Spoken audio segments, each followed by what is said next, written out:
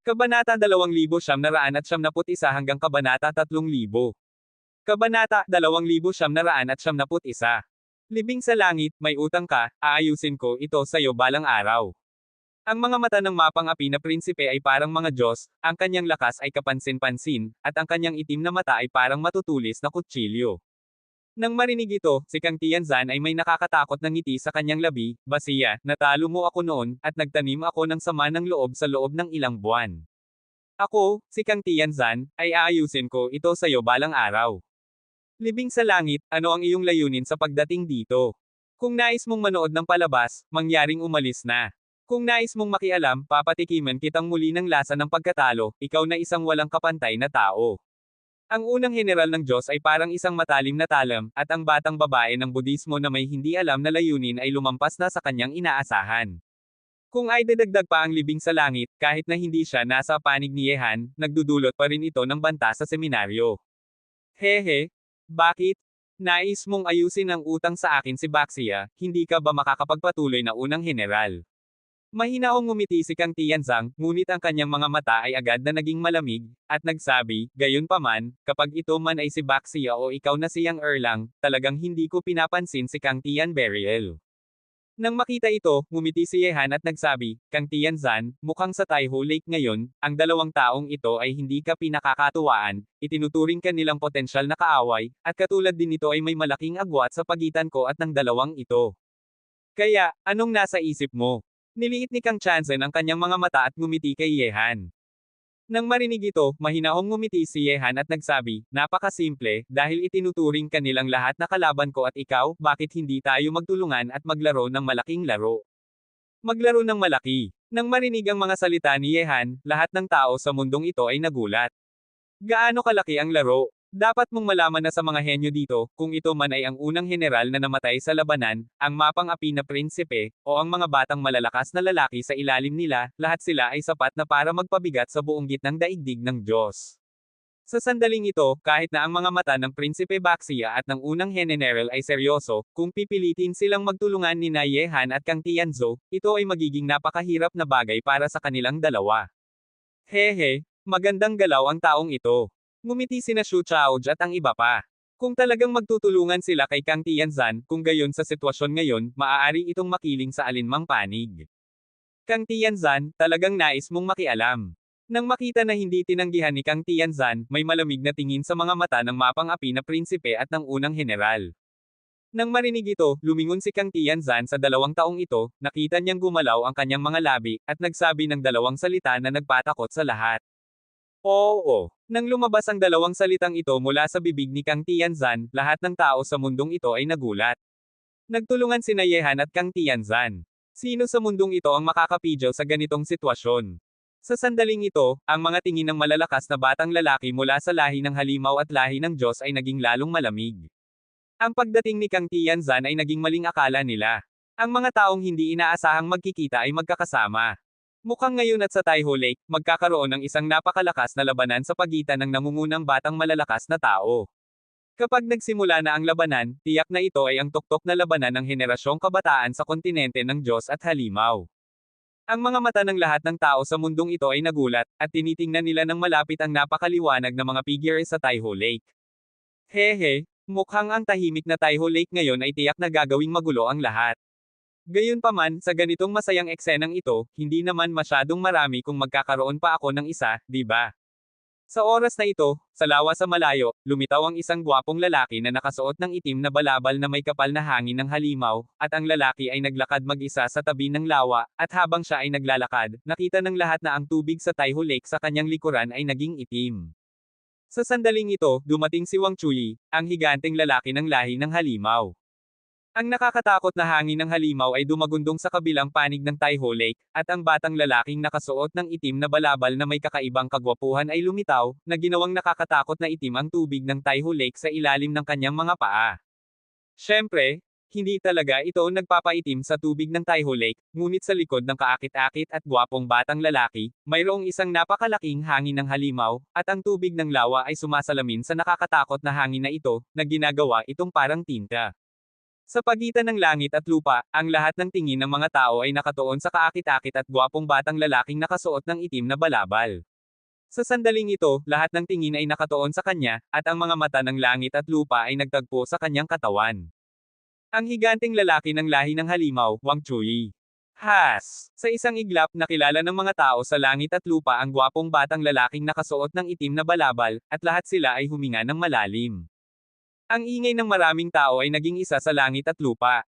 Walang sino man ang nag-iisip na ang araw na ito, ang pangalawang pinakamataas na walang kapantay na tao sa listahan ng mga kandidato para sa Emperador ng Langit, si Wang Chuyi, ang higanting lalaki ng lahat ng halimaw, ay lumitaw din sa Taihu Lake sa sandaling ito, at ang kabilang panig ay dumating ng ganap na mag-isa, walang sino mang kasama. Ang tapang na ito ay walang kapantay, at ito ay isang uri ng malakas na tiwala sa sarili.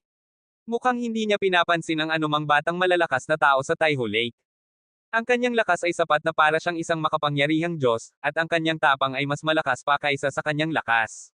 Wow! Sa sandaling ito, ang mundo ay nagliwanag, at kahit na maraming batang malalakas na tao na naruroon ay labis na nagulat, tinitingnan ang higanting lalaki ng halimaw ng may pagkagulat. Kabanata 2972. Ang dumating ay si Wang Chuyi pala, ang higanting lalaki ng lahi ng halimaw, at ang kabilang panig ay lumitaw ng mag-isa sa Taihu Lake.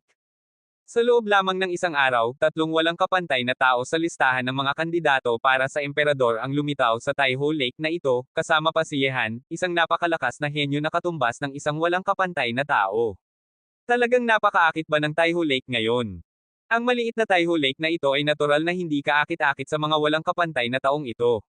Ang tunay na nag-akit sa mga taong ito na dumating isa-isa ay ang nakakapagulat na labanan ni Hanye at Prinsipe Baxia. Tama iyan, kung hindi dahil sa pagkikita rito sa Taihu Lake ni na mapang-api na Prinsipe Yu Hanye, paano lalabas ang unang general ng Diyos kasama ang lahat ng batang malalakas na tao mula sa seminaryo? Paano lalabas ang batang babae ng Budismo na si Chanka? Paano magdadala si Kang Tian burial ng mga henyo ng lahing tao? Paano makakarating ang higanting lalaki ng lahi ng halimaw sa lugar na ito? Ang mga tinig ng mainit na talakayan ay kumalat ng mabilis sa pagitan ng langit at lupa. Ang pagdating ng walang kapantay na tao, ang higanting lalaki ng halimaw, ay tila ganap na nagpasindi ng buong mainit na eksena, tulad ng pangwakas na bida. Ang kanyang pagdating ay nagpakagulat at nagpakasindek sa lahat ng tao sa mundo. Sa sandaling ito, ang mga pangunahing paaralan, si Yehan, Prinsipe Baxia, Kang Tianzan, Chanjia Buddha at iba pa ay tumingin sa higanting lalaki ng halimaw na naglalakad sa lawa na may kapal na hangin ng halimaw, at ang liwanag sa kanilang mga mata ay nagbago ng iba't ibang paraan. Wang Chuyi, dumating din pala siya. Mukhang maraming hindi inaasahang bagay ngayon. Ang tingin ng unang general ng Diyos ay malamig, ang pagdating ni Chanka Buddha ay nagpakagulat sa kanya, at ang pagdating ni Kang Tianzan ay lalong nagpakagulat sa kanya, pati na rin ang pagkakasama ni Yehan at Kang Tianzan. Sa kasalukuyan, ang pagdating ni Wang Chuyi, ang higanting lalaki ng lahi ng halimaw, ay lalong isang hindi inaasahang pangyayari para sa unang general. Sa huli, bagaman may chismis na si Wang Chuyi, ang higanting lalaki ng lahi ng halimaw, ay nauna nang lumitaw sa gitnang daigdig ng Diyos, at maaari pang nakarating na sa Zhongzhou, hindi pa talagang lumitaw si Wang Chuyi sa harap ng lahat. Sa kasalukuyan, ang pagdating ng kabilang panig sa Taihu Lake ay ang unang pagkakataon na lumitaw siya sa harap ng publiko sa gitnang teritoryo ng Diyos sa tunay na kahulugan nito. Noon, nais ng unang general na pumunta, dahil ang isang walang kapantay na tao tulad ni Wang Chuyi ay palaging pinipili na huwag lumitaw, tiyak na itatago niya ang sarili hanggang sa huli, at hindi kailanman lalabas ang kabilang panig hanggang sa buksan ang lungsod ng kapalaran. Gayunpaman, hindi inaasahan ng unang general ng Diyos na si Wang Chuyi ay laging nakatuon sa mga nangyayari sa lungsod ng banal na Tianlong kamakailan, at ang kabilang panig ay mayroon ng ideya na makilala sina Yehan at ang mga walang kapantay na tao ng iba't ibang lahi. Sa huli, sa mundong ito, tiyak na lalabas siya anumang paraan. At ang Taihu Lake ay isang pagkakataon para kay Wang Chuyi na makilala ang mga walang kapantay na tao ng iba't ibang lahi, kaya't lumitaw siya, at ang galaw ng kabilang panig ay nagsasabi rin sa lahat na sa lupain ng Zhongzhou, siya ang higanting lalaki ng lahi ng halimaw. Walang sino man ang ligtas sa higanting lalaki ng lahi ng halimaw. Tulad ng kasabihan, ang mga taong hindi sa aking lahi ay tiyak na may ibang puso, lalo na ang isang higanting lalaki ng lahi ng halimaw. Bagaman mukhang maayos ang kabilang panig, siya ay isang lubhang masamang at mapanlikha ng paraan na nakakatakot na tao, kung hindi ka maingat, maaari kang mahulog sa kamay ng kabilang panig. Ngayong ang higanteng lalaki ng lahi ng halimaw ay lumitaw sa Taiho Lake, kahit na dumating siya para manood ng kaguluhan, walang sinumang henyo ng iba't ibang lahi na dumating sa Taiho Lake ang talagang makakatulog ng mahimbing sa kanya. Wang Chui, matagal na kitang gustong makilala, ngunit sa kasamaang palad, hindi magandang pagkakataon ngayon. Ang tingin ni Prinsipe Baxia na parang Diyos ay puno ng nakakatakot na ningning. Kahit na sino ang manalo o matalo, ang pagkakaroon ng higanteng lalaki ng halimaw ay isang potensyal na panganib para sa kanila, at ang ideyang ito ay lumitaw din sa isip ng unang general. Noon, akala ko ay isang tao mula sa paaralan ng Mahika, ngunit hindi ko inaasahang isang malaking tao, isang higanteng lalaki ng lahi ng halimaw, napakagulat. Niliit ni Yehan ang kanyang mga mata, tumingin sa gwapong batang lalaki na puno ng hangin ng halimaw, at nagsabi ng totoo, ang pagdating ng higanteng lalaki ng halimaw ay nagdulot sa kanya ng presyon. Bilang pangalawa sa listahan ng mga kandidato para sa Emperador ng Langit, ang presyong dala ng katayuan na ito ay sapat ng nakakatakot. Bukod pa rito, ang pangunahing dahilan ng pagdating ng higanteng lalaki ng halimaw ay walang sinumang nakakaalam kung ano ang plano ng kabilang panig. Tanging manood ng palabas lamang. Natatakot akong walang sino man ang maniniwala nito. Sa eksenang ngayon, kung ang panig ni Yehan ay maglalabanan hanggang sa kamatayan kasama nina mapang-api na prinsipe at unang general ng Diyos, sa huli ay tiyak na tatayo ang higanteng lalaki ng lahi ng halimaw at kukunin ang benepisyo. Pangalawa sa listahan ng mga kandidato para sa Emperador ng Langit. Talagang magandang kalaban ang higanteng lalaki ng halimaw na ito. Kung hindi ko aalagaan ang lalaking iyon para sa pangkalahatang kalagayan ngayon, talagang gustong kong makipagkompetisyon sa higanteng lalaki ng halimaw na ito. Ang batang babae ng Budismo ay isang henyo na walang kapantay, walang sino man ang makakapagpahiya sa kanya, hindi si Yehan, hindi si mapang-api na prinsipe, kahit na ang higanteng lalaki ng halimaw at ang unang emperador. Amitabha, ang kalikasan ng halimaw ng tagapagbigay ng benepisyo na si Wang Chui ay masyadong malakas. Kung darating ka rito ngayon, inaasahan kong magdulot ka ng mas kaunting pagpatay. Ang batang babae ng Budismo na si Chanka ay nagbasa ng mga banal na aklat, at ang pagdating ng higanteng lalaki ng halimaw ay bahagyang pinipigilan ang hangin ng Budismo sa kanyang katawan.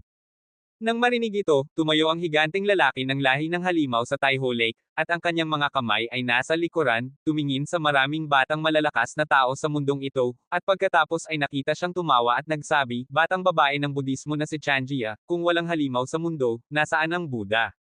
Mayroon kang sarili mong paraan, at mayroon din akong sarili kong paraan. Maaari lamang sabihin na iba ang landas nating dalawa, ngunit pareho ang nilalaman, at pareho rin ang huling patutunguhan. Sa makatuwid, ang malaking awa ng paraan ng Budismo ay walang epekto sa akin, ngunit maaari kang tumahimik, isa lamang akong manunood ng palabas, at tiyak na hindi ako makikialam sa mga bagay ngayon. Sumali sa kaguluhan at manood ng palabas. Hindi lamang ang maraming batang malalakas na tao na naruroon ang hindi naniniwala, pati na rin ang hindi mabilang na mga mangangalakal na nanunood ng labanan sa paligid ng Taiho Lake.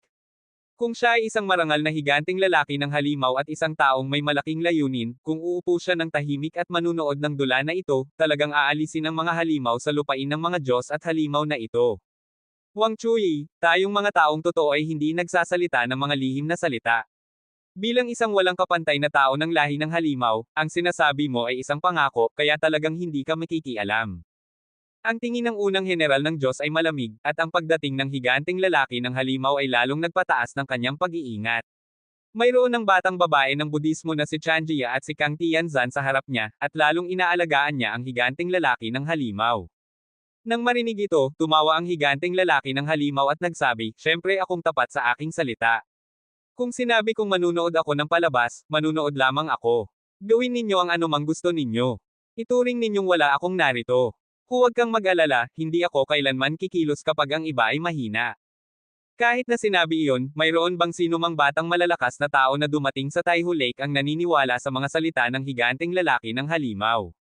Sa huli, ang kabilang panig ay likas na isang masamang at mapanlikha ng paraan na tao, at ganun din ang kalikasan ng mga halimaw, makikita ito mula sa serye ng mga aksyon ng mga halimaw sa lahing tao. Bagaman talagang gustong makipaglaban ng patas ng higanteng lalaki ng halimaw sa kanyang mga kalaban, iyon ay limitado lamang sa mga kalaban na gusto niya, at ang mga taong hindi niya gusto, kung may sapat na banta sila sa mga halimaw sa hinaharap, hindi niya ipagbabawal na tapakan sila muna hanggang sa mamatay. At titingnan ng mundo, maaari mong bibilangin sa isang kamay ang mga kalaban na kayang gumawa ng magandang impresyon sa higanteng lalaki ng lahi ng halimaw. Kabanata 2973. Bakit, hindi ka naniniwala sa akin? Tumingin ang higanteng lalaki ng halimaw sa maraming batang malalakas na tao na tahimik sa mundong ito, at mahinahong ngumiti at nagsabi, hindi mo ako matututukan para maniwala sa sinasabi ko, di ba? Ngayon, ang labanan ni Haring Shenggo at Prinsipe Baxia, napakalaking kaganapan na ito, hindi naman masyadong marami kung darating ako para manood, di ba? Nang marinig ito, ngumisi si Prinsipe Baxia at nagsabi, Wang Chuyi, kung talagang dumating ka para manood ng palabas, natatakot akong hindi ka pumili na lumitaw. Maaari kang manood ng magandang palabas sa pamamagitan ng pagtago sa dilim, ngunit pinili mong lumitaw, alam mo ba na ang iyong paglitaw ay magbabago ng balanse, ayaw mong ipagpatuloy ang labanan sa pagitan ng prinsipe at Haring Shenggo. Ngumiti ang higanteng lalaki ng halimaw, hindi ko akalain na may ganitong kalaking halaga ang akin sa puso ni Prinsipe Baxia. Kung alam ko ito, talagang dapat akong magtago sa dilim. Sa kasamaang palad, maraming henyo ang dumating dito ngayon, kailangan kong lumabas para ipakita ang aking mukha, makilala ang lahat, at magkakilala tayo, kung hindi, talagang makakalimutan ninyo ako, na siyang pangalawang pinakamataas na mayroon sa listahan ng mga kandidato para sa Emperador ng Langit. Nang sabihin niyon, maraming malalakas na batang lalaki sa ibabaw ng Taiho Lake ay nanatiling tahimik, ang gwapong batang lalaki na may mukhang walang pinsalang ngiti ay isang gutom na lobo. Sino ang makakapaniwala sa kanyang mga salita? Sino ang makakapaniwala? Kahit na si Yehan ay hindi makapaniwala sa mga salita ng higanteng lalaki ng halimaw. Si Yehan, na nakipaglaban sa mga halimaw, ay lubos na alam na ang lahing ito ay napakahirap harapin. Upang magdulot ng malaking pinsala sa lahing tao, gumawa pa sila ng plano na labanan ang lahing tao sa loob ng 500 taon, kahit na ang lahi ng Sakyabay ay maaaring isakripisyo. Siyempre, ang plano ng lahing halimaw sa lahing tao sa loob ng 500 taon ay medyo matagumpay, na nagdulot ng malaking pinsala sa maraming puwersa ng lahing tao sa isang araw, at ang ilan ay ganap na nawala. Noong harapin ng mga halimaw ang palasyo ng Yaoqi, kung hindi dumating si Yehan sa tamang oras, maaaring nawala na ang Yaoqi sa digmaang iyon. Tumingin sa tahimik na batang malalakas na tao mula sa lahat ng panig sa mundo, bagaman ang mga tao sa mundo ay tumahimik na, ang kanilang mga puso ay nag-aalala pa rin. Ang paglitaw ng higanteng lalaki ng halimaw ay huminto sa tensyonadong eksenang kanina, makikita kung gaano kalalim ang takot ng malalakas na batang lalaki ng lahat ng lahi sa higanteng lalaki ng lahing halimaw. Siyempre, ito rin ay dahil ang posisyon ng higanteng lalaki ng halimaw ay hindi mahuhulaan. Kung ibang lugar ito, hindi ito ang eksenang ngayon, kahit na si Yehan, o si Mapang-api na prinsipe, o si Kang Tian Beriel, hindi sila matatakot sa one-on-one na labanan sa higanteng lalaki ng halimaw. Ang totoo lang, walang sinumang naruroon ang gustong gawin ang bagay na ang Snipe at Clam ay nagkakaroon ng labanan para sa tubo ng mangingisda, dahil sa huli ay walang mangyayari. Ito ba, lahat, maaari bang pakinggan ninyo ang salita ni Chanka? Dahil lahat ay nag-iingat, bakit hindi natin tapusin ang pagpupulong ngayon?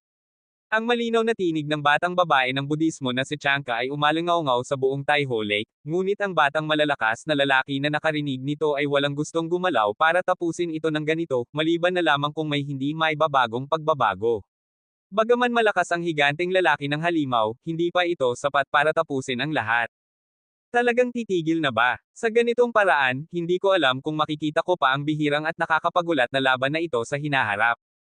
Hindi dapat mangyari iyon. Bagaman ang mga henyo ng lahat ng panig ay natatakot sa higanteng lalaki ng halimaw, kung titigil ito dahil sa paglitaw ng higanteng lalaki ng halimaw, kapag kumalat ito, magpapaisip lamang ang mga tao na ang batang malalakas na lalaki mula sa lahat ng panig ay natatakot sa higanteng lalaki ng halimaw.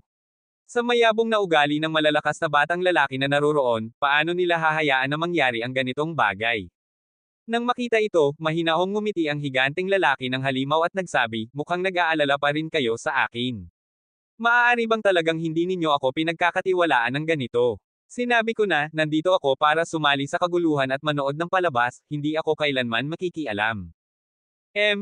Walang halaga ang walang katibayan na salita, Wang Chuyi, sinong akala mo ang makakapaniwala sa sinasabi mo?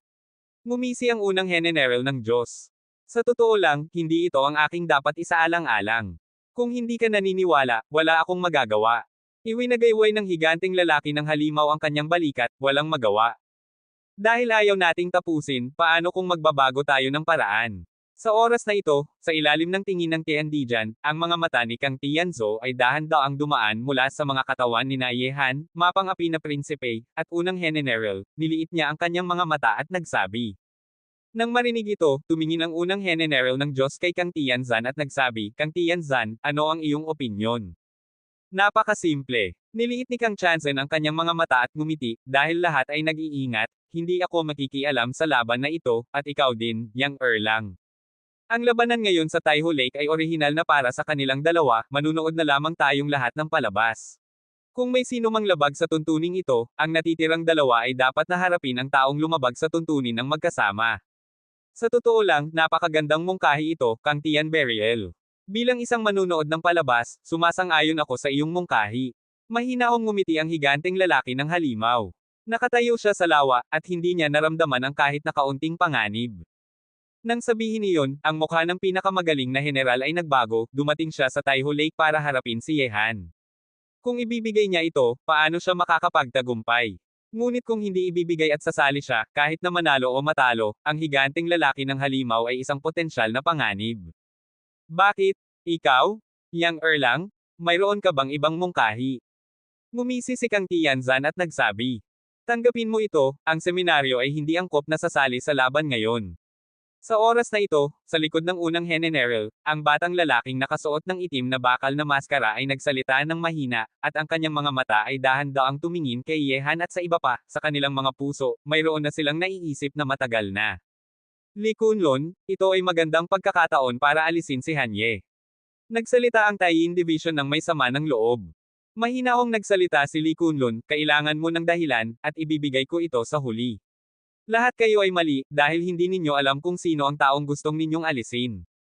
Nang marinig ito, hindi maiwasang tumingin muli si unang general ng Diyos kay Li Kunlun, inaasahan kong ibibigay mo sa akin ang magandang paliwanag sa huli, kung hindi, kahit na ikaw ay ang inaanak ng unang emperador, hihilingin kong magbayad ka ng halaga. Matapos sabihin iyon, tumingin ang unang general ng Diyos kay Kang Tianzan, at tahimik na nagsabi, sige, sumasang-ayon ako sa iyong mungkahi. Sa kasalukuyan, ang unang general ng Diyos ay kailangang tumanggap lamang. Bagaman ang mga salita ni Li Kunlun ay may epekto, alam din ng unang general ng Diyos ang panganib na kasama sa pagsali.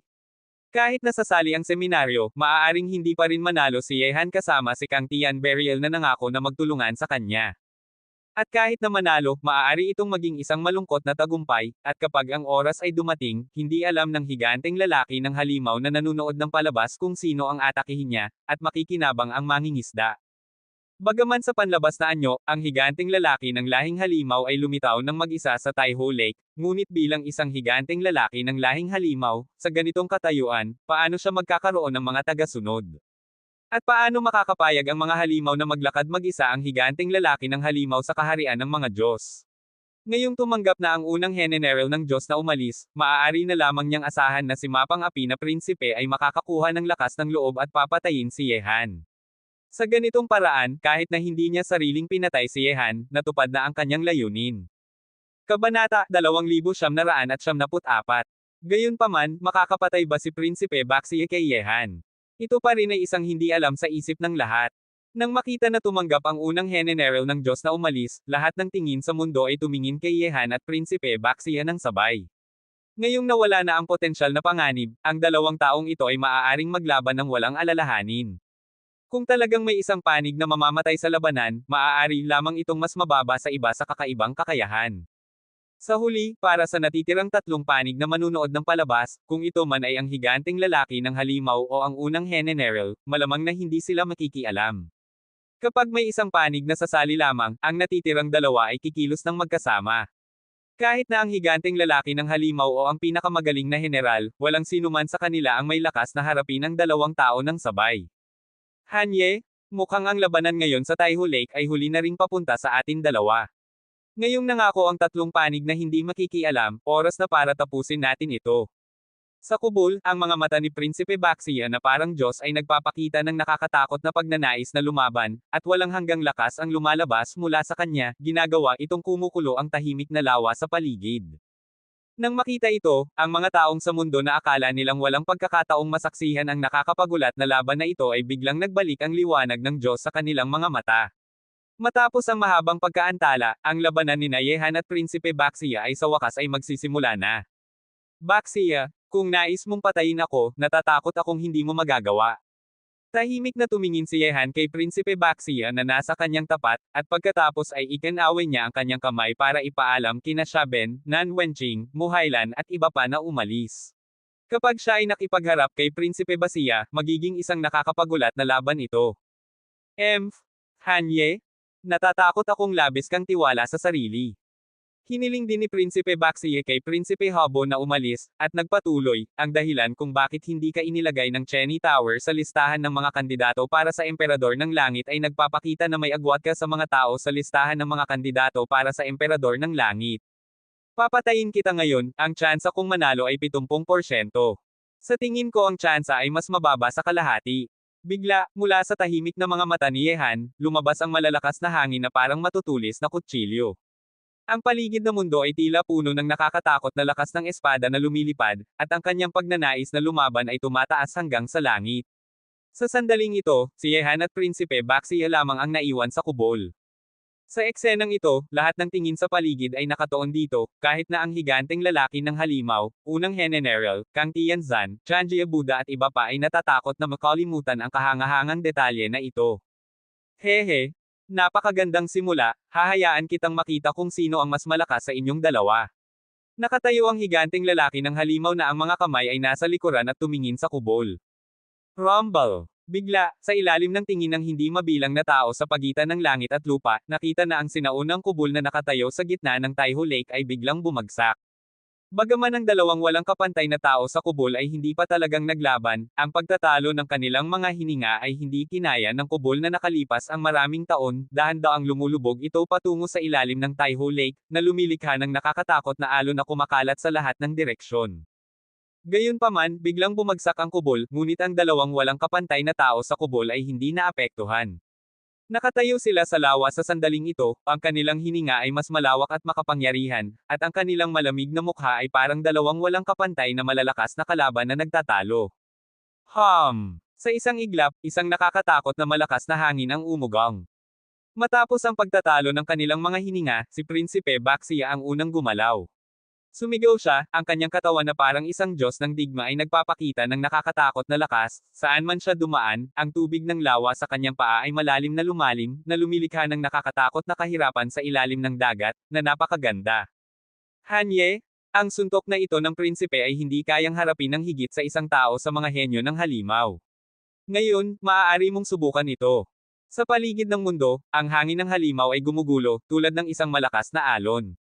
Sa matangkad at malakas na katawan ng prinsipe, isang nakakapagulat na lakas ang lumalabas ng mabilis, ang suntok na tumama kay Yehan ay kayang pumatay agad ng anumang batang santohari. Ang kawalan ng laman sa ibabaw ng lawa ay madaling tinusok, at habang ang lakas ay lumalabas, ang nakakatakot na presyon ay ginagawa ring lumalim ang tubig ng lawa sa likod ni Yehan. Sa sandaling ito, kapag titingnan mula sa langit patungo sa gitna ng Taiho Lake, makikita mo ang isang nakakapagulat na eksena. Sa loob ng 1 kilometro sa paligid ng gitna ng Taiho Lake, mayroong isang malaking guhit, at ang lawa ay nagdurusa sa mabilis na presyon. Sa lakas ng suntok na ito, makikita mo na gaano kaitikot si mapang api na prinsipe. Baxia, kung nais mong patayin ako, natatakot akong hindi sapat ang kakayahan mong ito. Dapat mo ring subukan ang aking braso ng Diyos at halimaw. Ang mukha ni Yehan ay malamig. Kahit na ang sinumang batang santohari ay magkakaroon ng maraming presyon dito, ngunit walang epekto ito kay Yehan. Sa isang iglap, nanginginig ang katawan ni Yehan, at bahagyang tinapik niya ang ibabaw ng lawa gamit ang kanyang daliri. Ang mukhang mahinahong galaw na iyon ay itinulak ang katawan ni Yehan tulad ng isang rocket, at tumira patungo sa suntok ni Prinsipe Baxia. Agad pagkatapos, naramdaman ng lahat ng tao sa lugar na ito na ang hininga ng kawalan ng laman sa Taiho Lake ay naging napakamalungkot at sinaunang, ang mga tinig ng Sanskrit ng mga Diyos at halimaw ng lahat ng langit ay nag-aawit sa kawalan ng laman, parang isang sinaunang ritual na nagaganap. Ang lakas ng mga sinaunang Diyos at halimaw ay nagtitipon mula sa walang hanggang kawalan ng laman, na lumilikha ng mga Diyos at halimaw ng lahat ng langit na sumisigaw sa mundo. Patay patay patay patay. Sa isip ng lahat, ang nakakatakot na tunog ng pagpatay ay umalangaw-ngaw, parang nagmumula ito sa bibig ng mga sinaunang Diyos at halimaw, na ginagawa itong nanginginig ang kaluluwa ng tao, parang malapit ng mamatay. Napakakatakot na braso ng Diyos at halimaw. Sa mundo, lahat ay natakot, tumitingin sa mga pagbabago sa mundo ng may takot. Kahit na ang isang tao tulad ng higanteng lalaki ng halimaw ay harapin ang ganitong pagbabago, at may kakaibang kulay sa kanyang tahimik na mga mata. Sa braso ng Diyos at halimaw, ang taong ito ay parang isang tigre na may pakpak. Naisip ni Kang Tianzang sa kanyang sarili, ngunit habang mas malakas si Yehan, mas nagpapasigaw ito ng walang hanggang pagnanais na lumaban sa kanyang puso. Kabanata 2995. Agad, sa gitna ng Taihu Lake, sa mabilis na lumalim na ibabaw ng lawa, dalawang nakakatakot na figure ang nagtalo ng kanilang mga kamao tulad ng dalawang tren. Boom! Ang mundo ay gamulo, ang kawalan ng laman ay nasira, at tumataas ang nakakatakot na bitek. Sa sandaling ito, ang tunog ng pagtatalo ng mga kamao ay kayang pumatay agad ng isang semi-santo. Sa loob ng 1 kilometro sa gitna ng Taihu Lake, malalaking alon ang tumataas hanggang sa langit. Ang buong Taihu Lake ay patuloy na sumasabog, at ang tubig na tumataas sa langit ay parang isang kurtina ng ulan na nagbuhos ng mabilis. Ang buong Taihu Lake ay parang tinusok sa sandaling ito. Ang buong Taihu Lake ay puno ng malalaking alon, at ang buong lawa ay sumasabog ng mabilis. Ang mga tubig na tumataas sa langit ay mas mataas kaysa sa anumang gusali sa lungsod na ito, at sa huli ay bumababa, na ginagawa ang umuugong na lawa na maging malalaking alon na kumakalat ng mabilis sa paligid. Sa sandaling ito, kahit na ang higanteng lalaki ng lahi ng halimaw, Chanjia Buddha, unang general ng Diyos, Kang Tianzan, Xu Chaoj at iba pa na nanunood ng labanan sa Taihu Lake ay umatras sa malayong langit para manood ng labanan. Ang malalaking alon ay tumataas, at ang buong Taihu Lake ay naging larangan ng labanan ni Yehan at Prinsipe Baxia. Ang nakakatakot na alon ay kumakalat sa lahat ng direksyon, tulad ng isang sakuna na baha na sumisira sa mundo, kahit na ang mga taong nakatayo sa paligid ng Taihu Lake para manood ng labanan ay lumilipad isa-isa, dahil sa sandaling ito, ang lumalawak na tubig ng lawa ay binabaha na ang ilang gusali sa paligid ng Taihu Lake. Ang eksenang iyon ay napakakaakit sa paningin at napakaganda. Ang lupa sa paligid ng Taihu Lake ay puno ng umuugong na alon, na ganap na binabaha ang mga bahay at gusali. Napakakatakot na pagtatalo. Sa pagitan ng langit at lupa, lahat ay tumingin ng may takot. Ang epekto ng suntok ni Prinsipe Baxia at ang braso ni Yehan ay nakakapagulat, kahit na ang ilang malalakas na Santo Emperador na nagtago sa dilim at nanunood ng labanan ay nagulat sa pagtatalo ng dalawang batang malalakas na tao. Ang pinakamataas na lakas ng henerasyong kabataan ay napakakatakot. Natatakot akong sa loob ng ilang taon, hindi na tayo mga Santo Emperador ang karapat-dapat na manguna sa kanila. Ang ilang Santo Emperador na nagtago sa dilim ay nagdalamhati, ang lakas ng henerasyong kabataan ay napakalakas, at sa kanilang bilis ng pag-unlad, ang mga pagbabago sa hinaharap ay maaaring tawaging walang hanggang takot. Sa Taihu Lake, ang alon ay umuugong ng mabilis. Gayunpaman, matapos ang pagtatalo ng suntok na iyon, ang dalawang figure ay umatras ng magkakasunod sa Taihu Lake. Ang tubig ng lawa na bumababa mula sa langit ay nagpabasa sa kanilang dalawa, at may mga patak ng tubig na parang ulan na bumababa sa hangin. Ngunit, sa pagtataka ng lahat ng tao sa mundo, umatras si Prinsipe Baxia ng 2 kilometro sa ibabaw ng lawa, habang si Yehan ay huminto matapos umatras lamang ng 1 kilometro. Sa eksenang ito, alam na kung sino ang mas malakas at sino ang mas mahina, ang braso ng Diyos at halimaw ni Yehan ang nanguna. Prinsipe Baxia, isang walang kapantay na tao, ay natalo ng kaunti. Maaari bang ang kanyang lakas ay hindi kasing lakas ni Hanye? Hindi tiyak, napakagaling na tao si Prinsipe Baxia.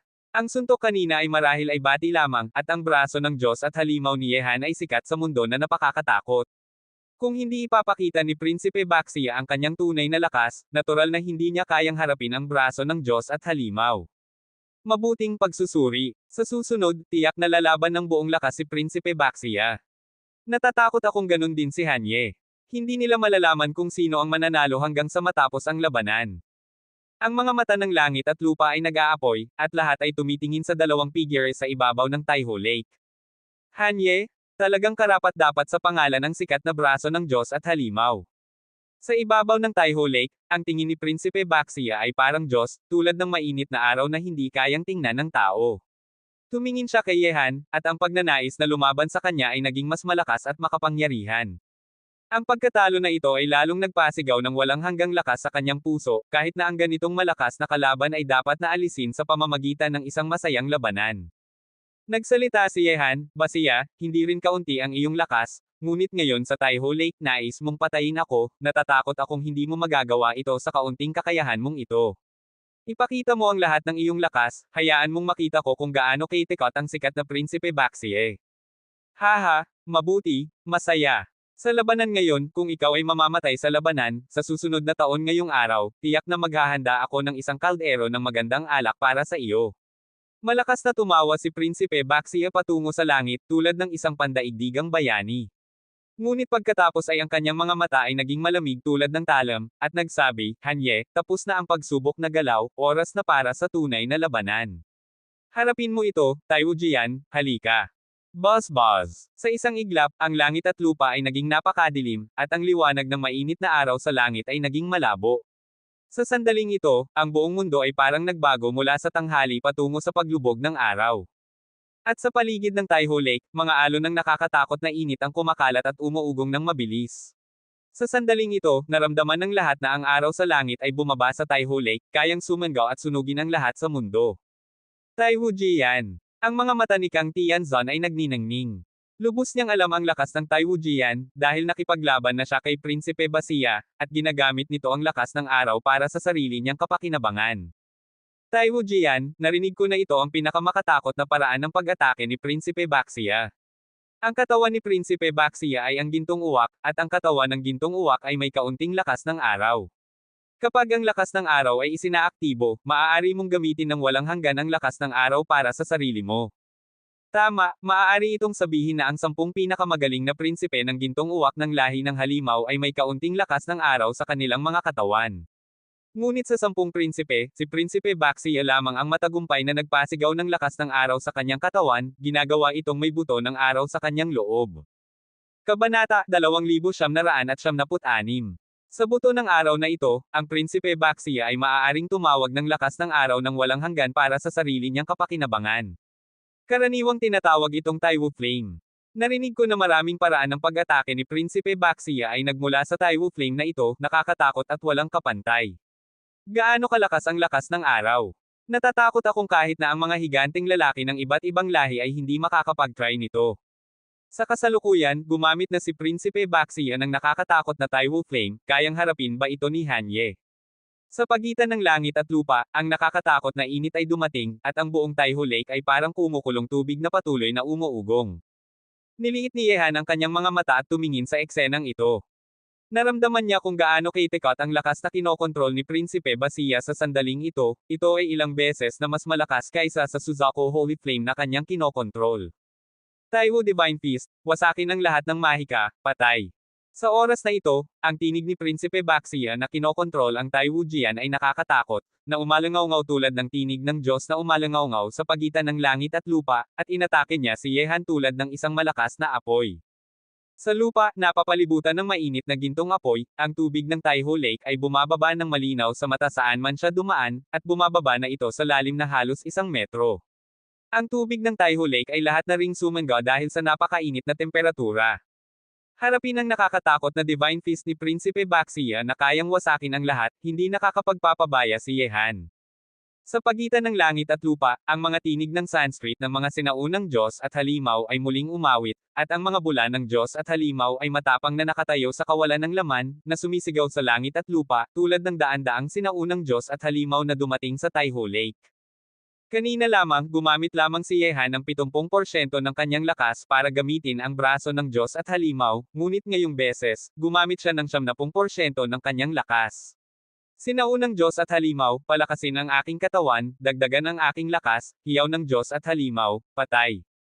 Sa isang iglap, lahat ng bula ng sinaunang Diyos at halimaw ay sabay na sumigaw, na nagpagalaw sa langit, at ang mga bula ng sinaunang Diyos at halimaw ay magkasunod na nag-overlap, na lumilikha ng isang bula ng sinaunang Diyos at halimaw na may taas na daan-daang talampakan, na matapang na nakatayo sa kawalan ng laman sa likod ni Yehan, na nagdudulot ng malaking presyon sa mundo na ito.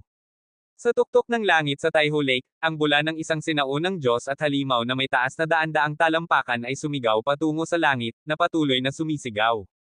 Nakatayo sa likod ni Yehan, parang isang nakakatakot na Diyos na nagbabantay, nagdudulot ng walang hanggang presyon sa mundo na ito. Kahit na ang mga malalakas na Santo Emperador sa mundo na ito ay tumingin sa mga bula ng sinaunang Diyos at halimaw na may taas na daan-daang talampakan, at naramdaman na sila ay napakaliit. Ang isang suntok ng kabilang panig ay parang kayang wasakin sila. Gayunpaman, nang ang salitang patay ay bumababa mula sa bibig ni Yehan, ang kanyang kanang kamao ay direktang inihagis, at ang nakakatakot na lakas ay lumalabas sa kanyang kanang braso, na nagpapasabog sa kanyang damit, na nagpapakita ng tanso na kulay na balat na may hugis. Ang perpektong proporsyon ng kanyang katawan ay parang ginupit gamit ang kutsilyo at palako, hindi makakahanap ng kahit na isang butas. At sa kanyang kanang braso, maraming teto ang magkakasama, na lumilikha ng larawan ng Diyos at halimaw. Ang totem ay parang buhay, at ang mga totem ng Diyos at halimaw ay nagniningning, na nagliliwanag sa mundo. At ang bula ng Diyos at halimaw na may taas na daan-daang metro sa kawalan ng laman sa kanyang likod, matapos ang suntok ni Yehan, ang sumisigaw na sinaunang Diyos at halimaw ay tumsuntok din sa kawalan ng laman, ang suntok na iyon ay nagpagalaw sa mundo, at ang langit ay nanginginig. Sa susunod na sandali, sa ilalim ng kaba na tingin sa pagitan ng langit at lupa. Si Yehan, na parang sinakyan ng isang sinaunang Diyos at halimaw, at si Mapang Api na prinsipe na napapalibutan ng gintong apoy ay muli nang magtalo ng mabilis na may kanilang walang hanggang lakas. Ang eksenang iyon ay parang dalawang bundok na nagtatalo ng mabilis, at sa paglabas ng walang hanggang lakas, ang buong Taihu Lake ay muling nagdusa. Boom! Boom! Isang galaw na napakakatakot na mahirap ilarawan sa mga salita ay sumabog ng mabilis sa Taihu Lake, at ang malalaking alon ay muling kumalat sa langit. Ang kurtina ng tubig ay tumataas hanggang sa taas na 10,000 metro, at ang mga kurtina ng tubig ay parang matataas na pader. Kapag bumababa sila, binabaha nila ang malaking bahagi ng lupa sa paligid. Si Yehan at Prinsipe Baxia ay nasa loob nito, mahirap silang hanapin. Ang buong Taihu Lake ay napakakatakot na gumagalaw. Kahit na ang mga taong nanunood ng labanan mula sa malayo ay naramdaman ang lakas na dumadaan, ang epekto nito ay napakakatakot. Kung nasa loob ka nito, hindi mo maiisip kung gaano karaming presyon ang iyong tatanggapin. Sa mundo, lahat ng mga mata ay nakatutok sa nakakapagulat na Taihu Lake. Kahit na ang higanting lalaki ng halimaw ay gustong malaman, ano ang nangyari sa 2 taong nasa gitna ng malaking labanan sa ilalim ng isa pang mabilis na pagtatalo. Sa Taihu Lake, ang malalaking alon ay patuloy na umuugong, parang hindi matitigil, ito ay mas nakakatakot kaysa sa kaguluhan na umuugong sa kalaliman ng dagat. Sa pagtatalo kanina, sino ang mas mahusay, si Yehan o si Prinsipe Baxie? Ang tanong na ito ay mabilis na lumitaw sa isip ng lahat. Hush! Bigla, sa sandaling ito, 2 figure ang lumabas mula sa ilalim ng mabilis na umuugong na Taihu Lake, at pagkatapos ay tumayo silang dalawa sa ibabaw ng lawa. Isang bibig ng dugo ang lumabas mula sa bibig ng dalawa ng sabay. Sa isang iglap, parehong napakaputla ang mukha ni Yehan at Prinsipe Baxia. Sa ilalim ng mabilis na pagtatalo kanina, pareho silang malakas na lumubog sa ilalim ng lawa ng walang hanggang lakas, at bawat isa sa kanila ay nagdusa ng maraming pinsala sa kanilang mga katawan. Pareho silang nasugatan. Tumingin sa nagsusuka ng dugo ng sabay na sina Yehan at Prinsipe Baxia, maraming tao sa mundo ay nagulat. Ito ang pangalawang pagtatalo. Pareho silang nasugatan ng sabay, maaari mong isipin kung gaano kaligtas at ketekot ang pagtatalo kanina. Hehe, kakaiba. Mukhang hindi pa ito ang huli. Talagang tanong kung sino ang mananalo sa dalawa. Isang nakakatakot na liwanag ang lumitaw sa kaakit-akit na mga mata ng higanting lalaki ng halimaw. Sa pagtatalo ni Yehan at Prinsipe Baxia, kahit na siya, ang pangalawang pinakamahusay na kandidato para sa Emperador ng Langit, ay naramdaman na malakas at walang kapantay. Kung haharapin din niya ang dalawa, ang kanyang tsansa na manalo ay 60% lamang. Kabanata 2977. Hanye, ulitin natin. Sa mabilis at umuugong na Taihu Lake, ang tingin ni Prinsipe Baxia na parang Diyos ay nakakatakot, at ang malakas na Taihu Flames ay lumalabas sa paligid niya, na sinusunog ang lahat, at pagkatapos ay nanginginig ng mabilis ang kanyang katawan, at isang lakas ay muling lumalabas mula sa kanyang katawan. Sa sandaling ito, ang kamao ni Prinsipe Baxia ay naging isang sandata na kayang wasakin ang mundo na may ningning na gintong apoy. Sa isang bala, ang mundo ay naging lalong madilim. Pagkatapos, kumuha si Prinsipe Baxia ng baril at malupit na ibinato ito sa pwesto ni Yehan. Bagaman ang lakas ng bala na iyon ay hindi pa tumatama sa katawan ni Yehan, ang tubig ng lawa sa paligid ni Yehan ay hindi na kayang tiisin ang presyon, pinipigilan sila at lumalim hanggang sa 100 metro. Sa ibabaw ng Taihu Lake, ang mga mata ni Yehan ay parang talam. Harapin ang baril ni Prinsipe Baxia, biglang lumitaw ang isang itim na bakal na tungkod sa kanyang kamay at malakas na ibinato ito patungo sa baril ni Prinsipe Baxia. Mas matapang, mas malupit ako, si Hanye, ay hindi kailanman natakot sa sinuman. Ang nakakatakot na itim na bakal na tungkod ay malakas na ibinato pasulong. Sa ilalim ng tingin ng paligid na mundo, parang dalawang walang kapantay na mahiwagang sandata na nagtatalo sa isa't isa, ang mabilis na pagsabog. Ang Taiho Lake ngayon ay tiyak na masisira ng nakakatakot na pagtatalo ng dalawa. Matapos ang pagtatalo na ito, parehong umatras muli sina Yehan at Baxia, at ang kanilang dating maputlang mukha ay naging lalong putla. Ulitin natin. Si Prinsipe Baxia ay parang isang galit na halimaw, walang pagod. Kapag siya ay umatras, ginagamit niya ang nakakatakot na lakas ng pagbabalik para umusad sa halip na umatras, ang apoy ng Taiwo ay sinusunog ang lahat. Buzz buzz. Sa isang iglap kasunod ng tawag ni Prinsipe Baxia, ang nakakatakot na apoy ng Taiwo ay nagpula ng karamihan ng Taiho Lake ng ginto, parang may isang sapi ng gintong apoy na nasusunog sa ibabaw ng lawa, at ang nakakatakot na temperatura ay kumakalat sa buong mundo. Ang buong langit ay naging ginto, at lahat ng tao sa mundo ay naliligo sa gintong liwanag na ito. Nang makita ito, puno ng seryosong pangangatawan ang mga mata ni Yehan. Kung makikipagkompetisyon siya sa katakutin ng apoy, ang kanyang Suzaku Holy Flame ay tiyak na hindi kalaban ng Taiwo's Flame ni Prinsipe Baxia. Gayunpaman, ang tanging paraan na natitira kay Yehan ay ang gamitin ang Suzaku Holy Fire. Bagaman natalo ang Suzaku Holy Fire ni Taiwo Jian, mayroon pa ring si Yehan ang sagradong bagay ng pamilyang reyna ng Phoenix, ang Phoenix Plume. Sa isang iglap, isang balahibo na nasusunog ng pulang apoy ang mahigpit na hawak ni Yehan, at ang sagradong apoy ng Suzaku ay inilalabas sa buong kanyang katawan, lumilikha ng matinding kaibahan sa Taiwo Flames ni Prinsipe Baxia sa mundo na ito. Phoenix Feather. Nang makita ang sagradong bagay sa kamay ni Yehan, ang tatlo ay tumingin sa kanya ng may seryosong mga mata. Ngunit sa sandaling ito, ang Taiwo Flame na kinokontrol ni Prinsipe Baxia sa mundo ay naging isang dagat ng takot, isang dagat ng apoy, mabilis na bumababa patungo kay Yehan. Ang panganib ng eksenang iyon ay parang kayang alisin ang buong lungsod. Harapin. Maliwanag ang mga mata ni Yehan, at ibinato niya ang Phoenix Feather sa kanyang kamay pasulong, at ang nakakatakot na Suzaku Sacred Flame ay lumalabas din, na bumababa patungo sa apoy ng Taiwo. Sa isang iglap, sa Taiwo Lake, isang nakakatakot na dagat ng apoy ay sabay na bumababa patungo sa kabilang panig. Ang epekto ng dagat ng apoy, ang napakakatakot na temperatura, ay parang ang pinakamalakas na apoy sa ibabaw ng lupa. Malinaw sa mata, ang kawalan ng laman ay mabilis na sinusunog para lumikha ng mga itim na butas. Ang umuugong at nakakatakot na alon ng apoy, kahit na ang mga taong nanunood ng labanan mula sa malayo ay kailangang lumaban ng buong lakas. Napakalakas na lakas ng apoy, kung ito man ay ang apoy ng Taiwo ni Prinsipe Baxia, o ang apoy na kinokontrol ni Hanye, napakalakas nila. Lahat ng tao sa mundo ay natakot.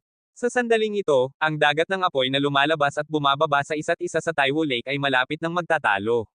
Mahirap isipin kung gaano kalakas ang pagsabog nito sa huli. Sa sandaling ito, ang buong Taiwo Lake ay parang sinindihan ng malakas na apoy. Ang apoy ay ginawang pula ang langit, at ang madilim na mundo ay parang naging isang mundo ng apoy. Kahit na walang mainit na araw, ang langit at lupa ay maaari pa ring puno ng liwanag. Chi chi chi chi. Boom! Sa susunod na sandali, maraming tao ang nagulat na makita na ang dagat ng apoy na lumalabas at bumababa sa isa't isa ay magkakasama at nagtatalo. Ang uri ng kompetisyong ito ay mas matapang kaysa sa lakas. Sa kawalan ng laman, isang itim na malaking kanyan, ang hiniwa ng malinaw sa mata. Kabanata 2978. Ito ay isang bitek sa kawalan ng laman. Hindi na kayang tiisin ng kawalan ng laman ang lakas ng epekto ng apoy, at ito ay isang bitek na hiniwa ng malakas. At ang buong Taiho Lake ay nagdusa ng hindi may pagpapaliwanag na pagkakasira sa sandaling ito. Maraming gusali sa paligid ay naging walang anuman sa ilalim ng nakakatakot na temperatura na ito. Ang tubig na dating umaapaw sa buong Taiho Lake ay ngayon ay lumalim hanggang sa daan-daang metro. 2/3 ng lawa ay sumangga dahil sa nakakatakot na temperatura, at makikita pa ang ilang batong bahagi na lumalabas sa ibabaw ng lawa. Ang hangin sa pagitan ng langit at lupa ay naging napakabasa, kahit na mas basa pa kaysa sa malakas na bagyo. Isang malakas na alon ng init ay kumakalat sa buong mundo, at sina Yehan at Prinsipe Baxia, na nasa gitna ng malaking labanan sa sandaling ito, ay mas malubha ang pinsala. Kahit na si Yehan ay isang mandirigma na nagpapalakas ng katawan na nagpractice ng walang kapantay na sining ng pakikipaglaban tulad ng Mad Jihad Body, at ang lakas ng kanyang katawan ay kamangha-mangha, ngunit sa ilalim ng lumalagong alon ng init, ang balat ni Yehan ay naging parang malapit ng masunog. Ang init na pumapasok sa kanyang katawan ay gumagawa sa kanya na maramdaman na ang kanyang sariling dugo ay ganap na masusunog. Siyempre, napakasama rin ni Prinsipe Baxia sa sandaling ito. Kahit na ang katawan ng lahi ng halimaw ay medyo malakas, hindi nila kayang harapin ang nakakatakot na alon ng init, ang mga bibig ng dugo ay patuloy na lumalabas mula sa kanilang mga bibig at bumababa sa Taiho Lake. Wow! Sa magulong ibabaw ng lawa, isa pang bibig ng dugo ang lumabas mula sa bibig ni Yehan, at ang kanyang katawan na pinipilit na umatras ay unti-unting huminto. Sa kabilang panig ni Yehan, ganun din si Prinsipe Baxia. Sa sandaling ito, pareho silang hindi lamang nahihiya kundi pati na rin malubha ang pinsala. Bagaman mayroon si Yehan ang Phoenix Feather, isang sagradong bagay ng pamilyang Reyna ng Phoenix, hindi pa niya ito pinuhunan, at ang lakas na kayang niyang gamitin ay hindi kasing lakas ng Yanfeng na kayang sugpuin ang Taiwo Flame ni Prinsipe Baxia. Kahit na mayroon siyang Phoenix Feather, mahirap pa rin niyang harapin ito. Napakasakit na pagtatalo. Parehong nagpupumilit na lumaban ngayon sina Hanye at Prinsipe Baxia. Sa tingin mula sa kasalukuyang sitwasyon, ang lakas ng dalawa ay magkapareho. Sa pagitan ng langit at lupa, lahat ay nagulat. Ang ganitong masakit na pagtatalo sa pagitan ng dalawang walang kapantay na tao ay maaaring sabihing talo ang dalawa. Ginoo, nag-aalala ang tingin ni Nan Wenqing at iba pa. Ang labanan ni Yehan at Prinsipe Baxia ay napakasakit. Kahit na si Prinsipe Baxia ay napakasama rin, ngunit sa ganitong labanan ng buhay at kamatayan, kung hindi maingat si Yehan at mamatay, iyon na ang lahat. Huwag kang mag-alala, ang isang maliit na gintong uwak ay hindi makakapapatay sa aking kapatid na si Lin Chi. Sa sandaling ito, nakatayo si Lin Chi kasama ni Xia Ben at iba pa, nanunood ng labanan ni Yehan at Prinsipe Baxia. Nakakunot ang noo ni Xu Chaoj at nagsabi, sana ay makayanan ni Hanye. Ngayong nakikipagharap siya kay Prinsipe Baxia, walang sino man ang makakapasok sa labanan ng buhay at kamatayan. Ginoo, sino sa tingin mo ang may mas magandang tsansa na manalo? Tumingin si Kang Jinglo kay Kang Tianzan at nagtanong. Bakit, hindi ka naniniwala sa lakas ng aking ikatatlong kapatid? Mahinahong nagsalita si Li Zhengdao. Ang pinakamagaling na henyo ng lahing tao ay puno rin ng tiwala kay Yehan. Nang marinig ito, niliit ni Kang Tianzang ang kanyang mga mata at nagsabi, nakipaglaban na ako kay Basia, kung gustong manalo ng taong ito kay Basia, maliban na lamang, ilalabas niya ang kanyang tunay na pagkakakilanlan. Kung hindi, mahirap para sa kanya na manalo kay Basia. Parehong talo, mas mabuting magalit itong si Baxia at patayin siya. Ang mukha ni unang Heneneral ay masama. Mali, mayroon pa siyang tsansa na manalo, depende na lamang kung pipiliin niya na pumunta sa landas na ito. Mahinahong nagsalita si Li Kunlun. Li Kunlun? Nagpractice ka sa buong panahon sa seminaryo, at hindi ka kailanman umalis ng seminaryo, ngunit ngayon, parang alam mo nang mabuti itong si Hanye. Tumingin si Taiyin Division kay Li Kunlun ang may kakaibang ekspresyon. Nang marinig ito, hindi sumagot si Li Kunlun. Naglaban na tayo ng napakasakit, at ngayon ay oras na para makita ang resulta. May interes na tumingin ang higanteng lalaki ng halimaw sa dalawang napakasama na figure sa Taiho Lake. Hanye, ulitin natin. Bigla, ang pagnanais na lumaban ni Prinsipe Baxia ay kamangha-mangha, at ang malakas na tinig ay sumabog mula sa kanyang bibig tulad ng kulog. Kahit na mukha siyang napakasama sa sandaling ito at malubha ang pinsala, ang pagnanais na lumaban sa kanya ay hindi nawala kundi naging mas malakas pa. Bilang isang walang kapantay na tao, hindi hahayaan ni Prinsipe Baxia na mawala siya, kahit na ang kalaban na ito ay talagang napakalakas na hindi normal. Basia? Sa tingin mo ay matatakot ako sa iyo, ako, si Hanye. Pinunasan ni Yehan ang dugo sa gilid ng kanyang bibig. Ang kanyang mga mata ay puno ng nakakatakot na liwanag. Hindi tulad ni Prinsipe Baxia, bagaman malubha ang pinsala ni Yehan, mayroon siyang lakas ng buhay at makakapagbawi ng kanyang mga pinsala sa maikling panahon. Ngunit hindi maganda para kay Prinsipe Baxia, kapag siya ay nasugatan muli, lalo lang siyang masasaktan. Gayunpaman, alam din ni Yehan na ang lakas ng paglaban ni Prinsipe Baxia, sa mga batang henyo sa mundo, walang sino man ang makakapagkompetisyon sa kanya ng higit sa isang tao, at ang lakas ng kabilang panig ay talagang napakalakas at nakakatakot. Kahit na sa kasalukuyang kalagayan ni Yehan, walang siyang tsansa na manalo kung haharapin niya si Prinsipe Baxia. Huwag mong tingnan na ang lakas ni Yehan at Prinsipe Baxia ay magkapareho, hindi pa nila ipinapakita ang kanilang tunay na lakas. Kabanata 2999. Gayunpaman, si Yehan lamang ang nakakaalam na kung hindi siya umasa sa kanyang kakayahang mabilis na gumaling mula sa kanyang mga pinsala, matatalo na siya ni Prinsipe Baxia ngayon. Sa huli, si Prinsipe Baxia ay patuloy na nagtatalo sa kanya na may pinsala, ngunit nananatili pa rin siyang matapang at walang katapat. Lubos na alam ni Yehan na para manalo sa malakas na Prinsipe Baxia, kailangan niyang ilabas ang 9 transformations of the God of Punishment. Gayunpaman, kapag inilabas ni Yehan ang walang kapantay na sining ng pakikipaglaban na ito, hindi na matatago ang kanyang tunay na pagkakakilanlan. Boom! Sa isang iglap, sinipa ni Prinsipe Baxia ang lupa, ang hangin sa kanyang paa ay tinapakan, at pagkatapos ay ang kanyang matangkad na katawan, tulad ng isang cheetah at tulad ng isang sinaunang hayop na dumating, ay lumapit kay Yehan ng may napakalupit at malakas na ugali. Nang makita ito, nanginginig ang katawan ni Yehan at inihakbang ang kanyang dalawang paa. Ang kanyang hubad na kalahating katawan ay puno ng lakas, at lumabas din siya ng malakas. Pagkatapos, sa ilalim ng nakakapagulat na tingin sa pagitan ng langit at lupa, ang dalawang nakakatakot na katawan ay nagtatalo ng mabilis at matigas. Sa sandaling iyon, ang pagtatalo ng katawan na ito, na may kasamang usok ng dugo sa buong langit, ay may kasamang nakakapagulat at tahimik na tunay na umalingaw-ngaw sa buong langit. Sa Taihu Lake, ang dalawang nakakatakot na figure, tulad ng mga halimaw na sumisira sa mundo, ay mabilis, mayabong, at malupit, lahat ay gustong patayin ang isa't isa. Ang nakakapagulat na pagtatalo ng katawan na ito, sa ilalim ng epekto nito, ay hindi lamang gumagawa ng malalakas na alon sa Taihu Lake kundi pati na rin ang pagsabog sa kawalan ng laman na gumagawa sa dalawang figure na nagtatalo na malakas na magdere ng dugo mula sa kanilang mga bibig. Sa sandaling ito, kahit na si Yehan o si Prinsipe Baxia ay nagdudere ng dugo mula sa kanilang mga bibig. Sa ilalim ng epekto, ang malupit na lakas ay pumasok sa kanilang mga katawan, gumagawa sa kanila na maramdaman na ang kanilang mga buto ay malapit ng masira, at ang kanilang mga katawan ay hindi makakapigil na umatras muli at muli sa Taihu Lake. Sa paligid na mundo, lahat ng mga mata ay nakatutok sa dalawang figure na umatras ng may pagkamangha. Matapos ang pagtatalo kanina, parang naririnig nila ang tunog ng pagkasira ng buto mula sa mga katawan ni Yehan at Prinsipe Baxia.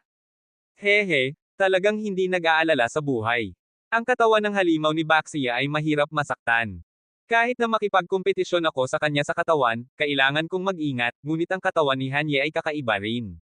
Tiyak na ang kabilang panig ay nag-practice ng malakas na sining ng pakikipaglaban na nagpapalakas ng katawan. Maliwanag ang mga mata ng higanteng lalaki ng halimaw, ang labanan ngayon sa Taihu Lake ay talagang pinakamataas na labanan ng henerasyong kabataan. Ngunit kahit nasa puntong ito, hindi pa rin alam kung sino ang mananalo sa pagitan ni Yehan at Prinsipe Baxia. Wow wow wow! Sa Taihu Lake, nakaluhod si Yehan ng kalahati sa Taihu Lake na ang itaas na katawan ay hubad, ang mga bibig ng dugo ay lumalabas mula sa kanyang bibig nang hindi makontrol, ang kanyang mukha ay naging napakaputla, at ang mabilis na pagtatalo kay Prinsipe Baxia ay kahit na si Yehan na nag-practice ng Mad Jihad Physique ay mahirap na harapin ang uri ng pinsalang iyon. Sa kabilang panig ni Yehan, ganun din si Prinsipe Baxia, nakaluhod ng kalahati sa Taihu Lake. Ang damit ng kabilang panig ay nasira, na nagpapakita ng napakalakas at nakakatakot na katawan. Ang kanyang mahabang buhok ay medyo magulo, at ang hininga ng kanyang katawan ay hindi matatag. Sa bawat pagtatalo niya kay Yehan, lalo siyang nasasaktan. Gayunpaman, para kay Prinsipe Baxia na makayanin hanggang ngayon, ang uri ng lakas na iyon ay sapat na para gumalaw ang mga tao.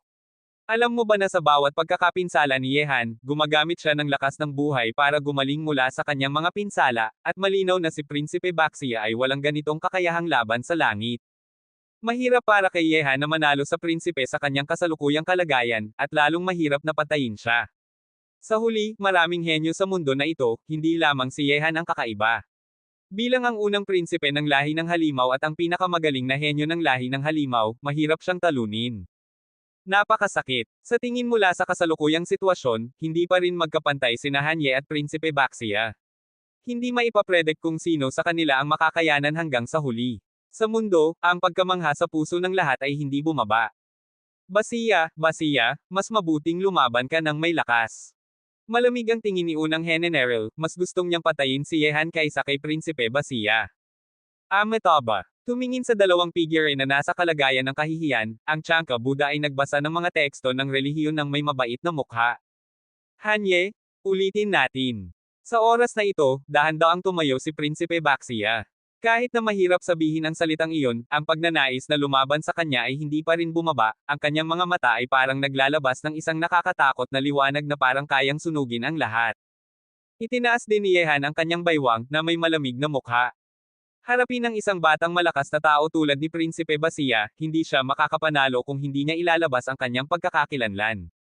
Ngunit ngayon ay ayaw ni Yehan na ilabas ang kanyang tunay na pagkakakilanlan, paano niya mapapatatalo si Prinsipe Basia. Ang apoy ng Taiwo, ang kamao na kayang wasakin ang mundo. Bigla, ang nakakatakot na Taiwo Flames ay lumalabas sa buong katawan ni Prinsipe Basia, at ang kanyang kamao ay napapalibutan ng gintong apoy. Ang lakas ng suntok na ito ay parang lumalabas mula sa huling lakas ni Prinsipe Basia. Mayroong nakakatakot na pakiramdam ng kawalan ng pag-asa sa nakakapinsalang hininga nito. Sa suntok na iyon na gustong patayin si Yehan, naramdaman ng lahat na si Prinsipe Basia ay parin matapang at walang katapat, tulad ng isang Diyos ng digma na sumisira sa mundo, at walang lakas sa mundo na makakapagpahina sa kanya. Gayunpaman, si Prinsipe Basia ay walang masyadong lakas na lumaban pa, at sa bawat pagtatalo niya kay Yehan, gumagamit siya ng maraming lakas. Kaya, ang kompetisyon ngayon ay kung sino ang makakayanan hanggang sa huli, at kung sino ang makakayanan hanggang sa huling sandali. Bigla, harapin si Prinsipe Basia na muli na pumunta para patayin siya, isang mahiwagang lakas ang lumabas mula sa isip ni Yehan. Ang lakas na ito ay kayang patayin ang anumang malabo na nilalang.